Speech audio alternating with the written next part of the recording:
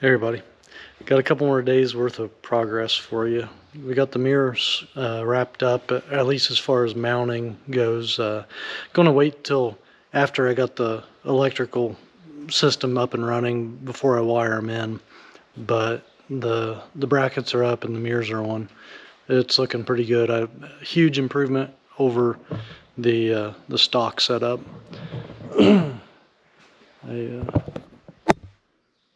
I don't necessarily like the unitized heated mirror and spot mirror on a 350 or 379 or 389.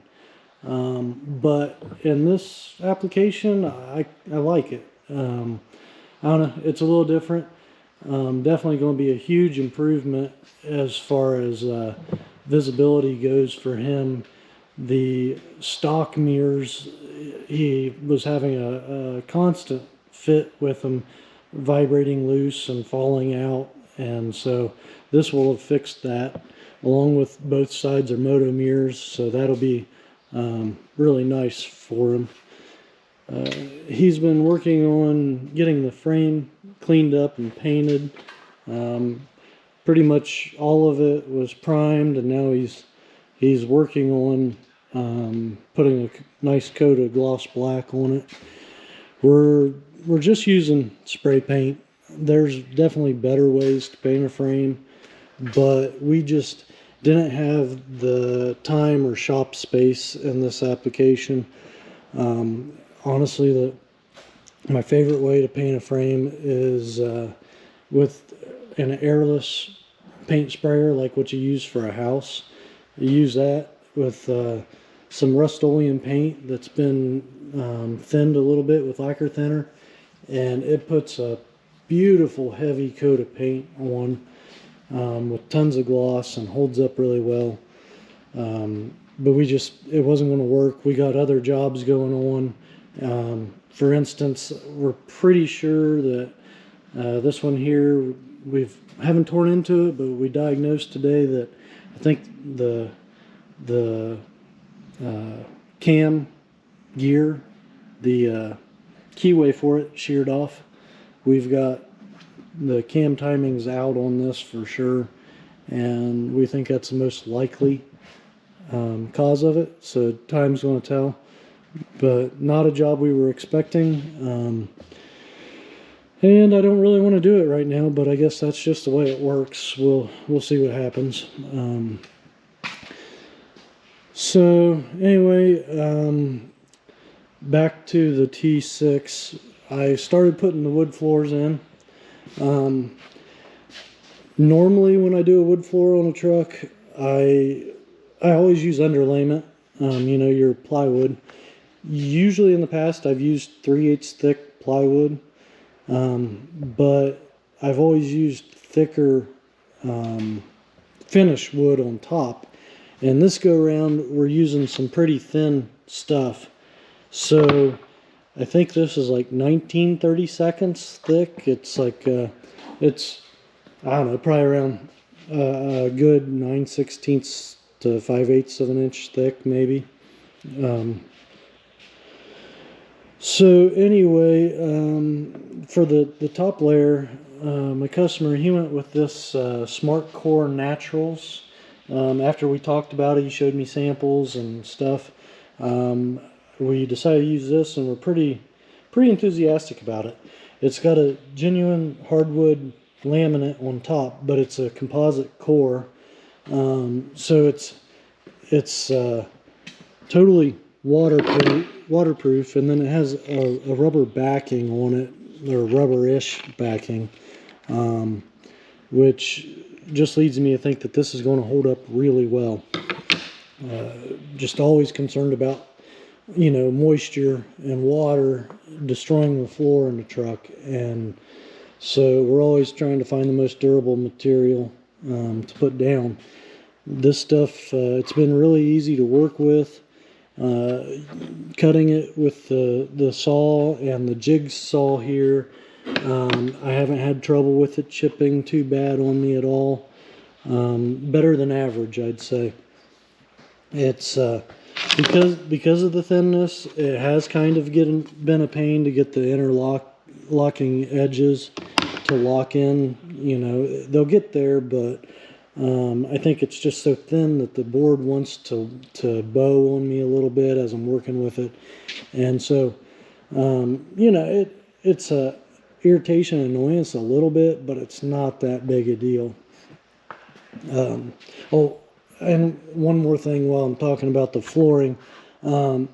If you guys ever do something like this, something you might consider if you got the time to do it is after you get it totally laid out in the cab and everything and you like it, if it's mine, I would think about maybe putting roughing it up just a little bit and putting a coat of polyurethane finish on it, just to make it that much more waterproof and to keep the it easier to clean out and blow out and get the dust out of the joints and stuff. Just everybody knows how dirty a truck cab can be.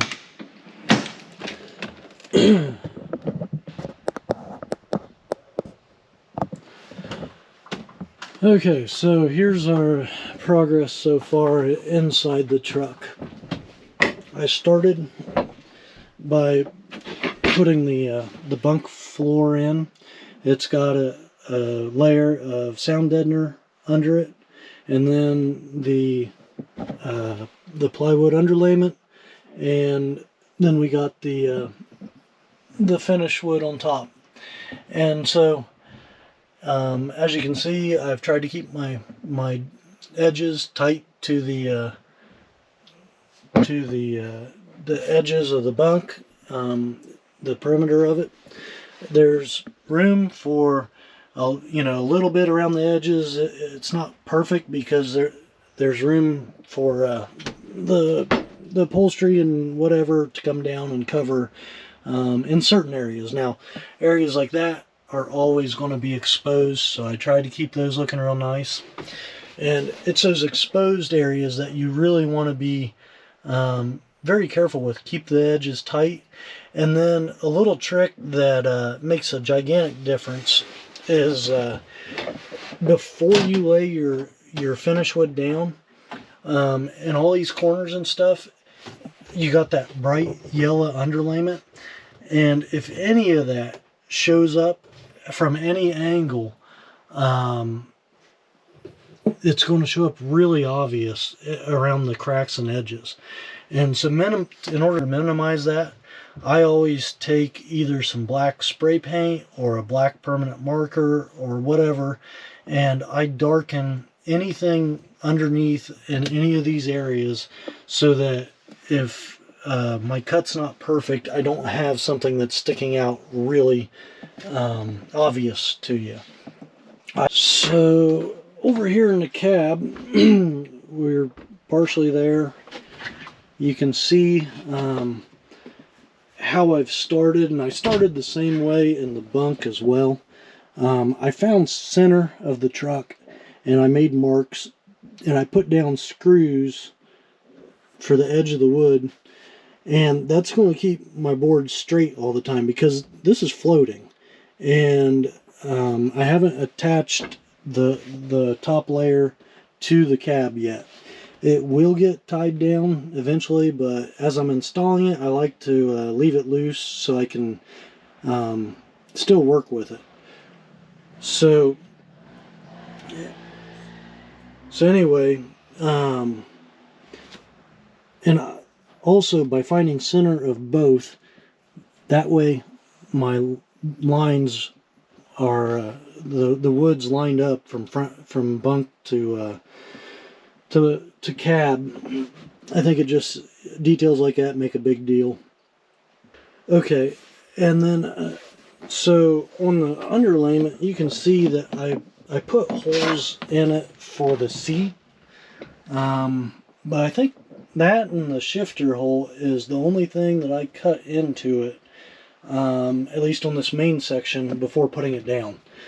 Because we got this thing stripped down as far as we do, once I get this flooring all the way laid down, I'm going to go underneath with the 1/8" drill bit, and I'm going to drill up through the seat holes, and I'll drill a hole for the air line to come up, because Kenworth, they put their air line in the middle of the seat base here, which I hate. It's miserable.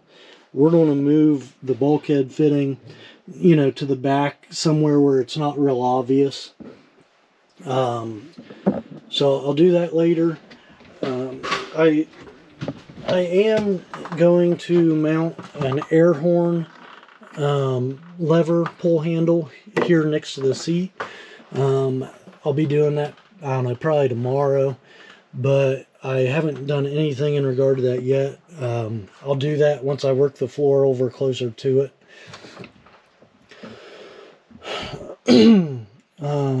So you can see the angle here. I'm going to use some angled aluminum as trim between the two floor angles. So I left space for all that in there, and it'll just dress it all up and keep everything looking real clean. I did raise the brake valve in the floor to the top of the underlayment. I'm going to have to cut my flooring to go around the pedestal, but I didn't want the pedestal countersunk 5/8 inch deep into my underlayment, so I did raise that up. It's kind of a pain getting there, and that's all the further I could raise it up. It would have been nice to have it on top of the finish wood, but I just didn't have room between fittings and the valves and everything underneath the floor. But Kenworths are kind of easy in that regard, because that's the only thing I got up there that's coming through the flooring. On a Peterbilt, you would have the clutch coming up, and you'd have to mount the throttle to the floor somewhere. So that, you know, a little easier, but I do have the angle here to deal with, which I don't think that's going to be too hard. Thinking more about this flooring, another thing I do when I start out my flooring job is I start in the middle, and I started with one piece that went from front to back. And that gives me a real stable, steady board to work off of as I'm going each direction away from it. If I had the two pieces there, it would have been jointed, and it would have been a lot easier to for those pieces to come detached and just make it a lot harder to get started. Another thing that you got to consider as you're putting this together is you want the joint ends to be visible, and you don't want them to be too repeated and everything. So if you put a joint underneath where the seat is, nobody's going to see that. So kind of try to keep them spread out where you can see them, but it's not too repetitive either. I did take advantage of having a long board here underneath the seat, just because those long boards help tie the floor together a little better and keep all the pieces interlocked better. So those are my tips and considerations for putting a floor in, just off the top of my head here. I guess if you guys have any thoughts or stuff that's worked good for you, let me know in the comments. But this has always been a pretty good turnout for me doing it this way. Yeah, like my channel, subscribe to it, like the video, and I'll update you here in another day or two. Talk to y'all later.